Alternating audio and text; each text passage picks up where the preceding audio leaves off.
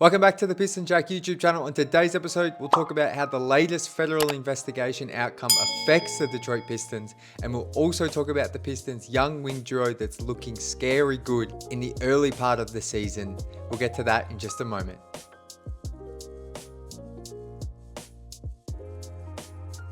Earlier today, Shams dropped an absolute bomb from ESPN when he tweeted out that each of Chauncey Billups and Terry Rozier have been arrested in federal gambling investigations. Now, I'm not going to get too much into the specifics of what they were arrested for, but we have spoken a little bit about Terry Rozier and the investigation that surrounded him now for a couple of years, and it sounds like Billups, with some of the things we've read and seen, it's been an ongoing investigation for a couple of years as well.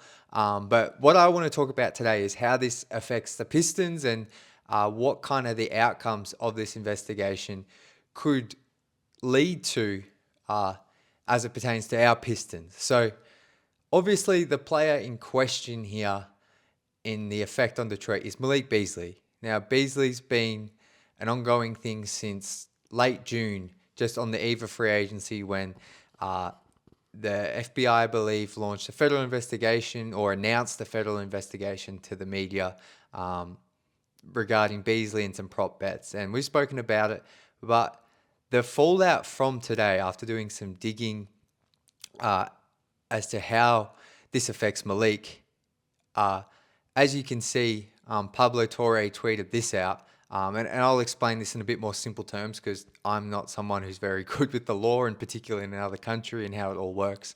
I'll break it down in a bit more simple terms. But Pablo Torre tweeted this out.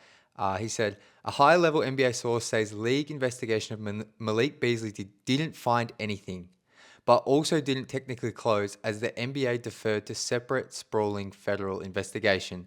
Another source says Beasley voluntarily handed over his phone to league investigators.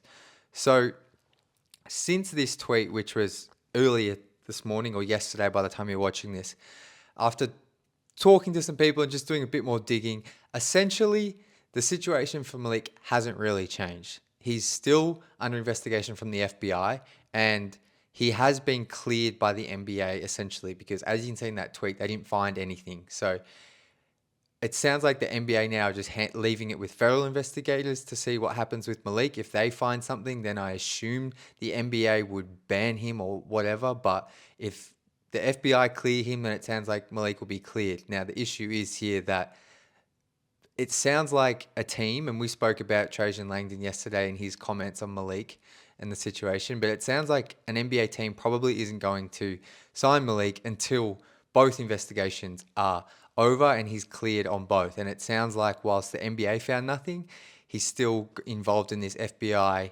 investigation, which unfortunately could carry on for a while. I read today that the Billups and Rozier investigations and the court cases on that could carry out for 6 to 12 months from today. So it sounds like Malik is a part of this federal gambling investigation. Well, he is. And as long as those cases go on, it feels like Malik will still be under investigation. I hope not, but that's kind of my reading. So I could be wrong. Comment below if you have a different understanding. This is all still very new, and we'll have more updates as it goes on. But whilst Malik was cleared by the NBA, unfortunately, it sounds like he's still going to be tied up with the FBI investigation. And as long as he's involved in one investigation, it sounds like the Pistons and any other NBA teams will probably steer clear from signing Malik, which is unfortunate because, as we've spoken about, if Malik is cleared anytime soon, the Pistons can offer him the best deal, to my knowledge. The Pistons can offer Malik up to 4 years, $31 million the moment he's cleared. They could offer it to him now, obviously, because he's not guilty. But the moment he's cleared, they can offer him 4 years, $31 million, which I believe is the most of any NBA team right now. Next summer, that will change. But they could also offer him a 1 year, $7.2 million deal, which is still a lot more than some of the other teams that were interested throughout the offseason could offer a lot higher than the vet minimum. So Malik, we saw what this team looked like in game one, and we're going to talk about some more stuff from that. But this team's missing shooting, and they could really use Malik. But unfortunately, it sounds like until these investigations are both fully cleared, I don't think Malik will be on a team. I hope I'm wrong. I hope it's sorted out as quick as possible for him. But that's kind of the latest on Malik. Let me know your comments below. Um, whilst it is kind of good to see he was cleared by the NBA, he's still going to be involved in the FBI. So that's the latest there. I wanted to also talk about the young wing duo on the Pistons of Ausar Thompson and Ron Holland, and how they are netting the Pistons some really positive outcomes when they're on the court. And I'm bringing it up because I'll put my hand up. When the Pistons drafted Ron, I was kind of like, not skeptical, but I think a lot of people are like, well, you've already got Ausar who struggles to shoot from the outside, and you're drafting another guy who struggles to shoot from the outside. We all saw the athletic gifts both of them have together and the defensive juice they can bring, but because they both couldn't shoot, also paired with someone like Jalen Duren, when you envision this young core, it's like, how's this going to work around Cade with the lack of shooting? But so far in the preseason and in game one, those two are playing a lot more minutes together, and they were by far, whilst Stu and Ron were the two best players, I thought Ausar was the third. And I probably didn't talk about him enough on yesterday's show, but he had 11 points, 9 rebounds, 7 assists, a block, a steal, only 1 turnover. And whilst I think the box score looked a little bit better than his actual impact, you know, if he can put up 7 assists with only 1 turnover, is impressive no matter what. And I thought, whilst it was a little bit clunky at times with him handling the ball, especially when he's the only kind of ball handler on the court, which we'll talk about also in a moment. I thought for the most part when he was out there alongside Cade, secondary playmaking and handling, when he was out there with a couple of other shooters or guys that can space, like Isaiah Stewart, Tobias Harris, or Duncan Robinson, even though Duncan struggled, I thought he looked a lot better than a lineup, which I will mention later, that it did not look good. So, but Ausar and Ron, now these sample sizes are ridiculously small. So I'm going to read out the numbers, but don't take too much from them apart from the fact that they were good last night. Ron and Ausar played 17 minutes together. So that's a lot of minutes for them to be on the floor together, considering Ron comes off the bench. So that's a positive. They were a plus 28 net rating. In a game where the Pistons were down by like 15 to 20 for a lot of it, they were one of the most, or if not the most impactful duo when you look at the advanced numbers.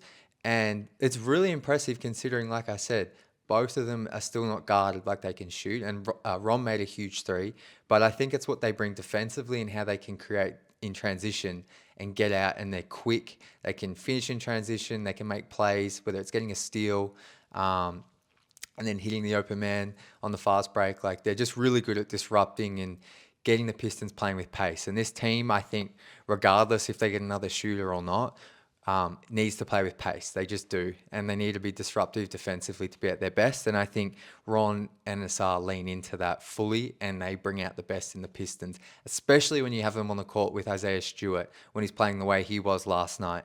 The three of them were like the Pistons' most effective trio. They were a plus 48 net rating in around 15 minutes played last night. So if Stu's hitting the 3 ball like he's looking like he will, that trio plus Cade and plus Tobias might be my favorite 5-man unit right now. We'll see what happens when Jaden Ivey comes back, but in terms of the mix of playmaking, shooting, defense, and rebounding, like Cade, Ron, Ausar, Tobias, and Stu might be the best look the Pistons can put out, because I feel like Jalen Duren, he had a bad game last night defensively. I feel like he'll bounce back for sure. Like, Vooch is like, he's always struggled against Vooch, and that's not making excuses. It's just what we've come to know.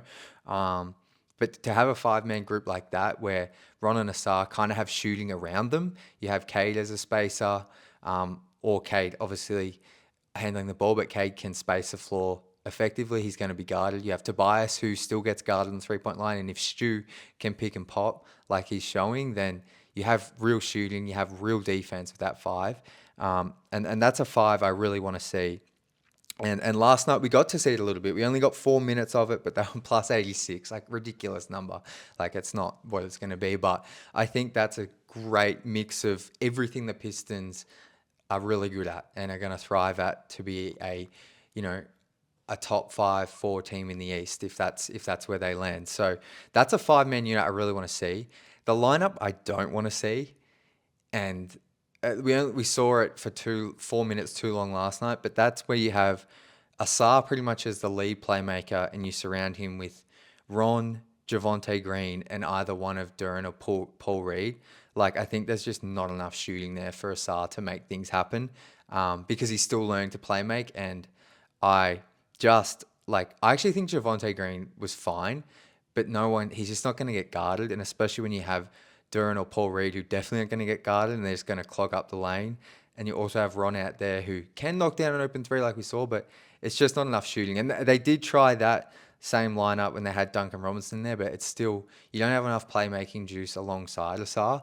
Like, maybe you could go a lineup of and this is where the injury to Marcus Sasser was, you really missed him last night with his shooting and just secondary playmaking as well. Like, I think Sasser's going to play a lot alongside Ausar when Cade's off the floor. And then when Ivy comes back, of course, he'll replace those minutes. But just in the short term, like, I think you can make Sasser, Duran, AT, Ron, plus maybe Duncan work. I think there's enough shooting there if Asar's on the ball, but just, you can't have Javonte at the 4, a non-shooting big at the 5, plus Ron.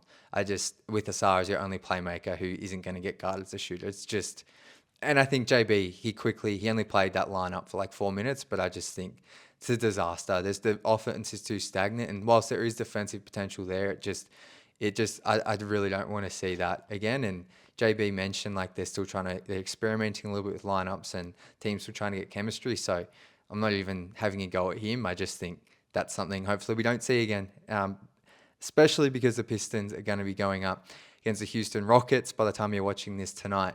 They're going to need to be firing at all cylinders. And I don't want to see them come out the way they did in that first 18 minutes of that Bulls game. They need energy from the jump, because it's going to be a tough night to score on this Houston team. I actually think the Pistons can win. They did stuff like this last season where they drop easy games and then win a crazy game on the road. So I'm confident no matter what, win or lose, they will put up a really good fight. And I think maybe they could pinch this win, because the Rockets have some offensive struggles themselves. So we'll see what happens. But let me know your thoughts below. Ausar and Ron looking awesome together early, which is fantastic for this team's future. And obviously an update there on Malik. But yeah, like I said, let me know your thoughts in the comments below. But appreciate all the support as always. And until next time, go Pistons.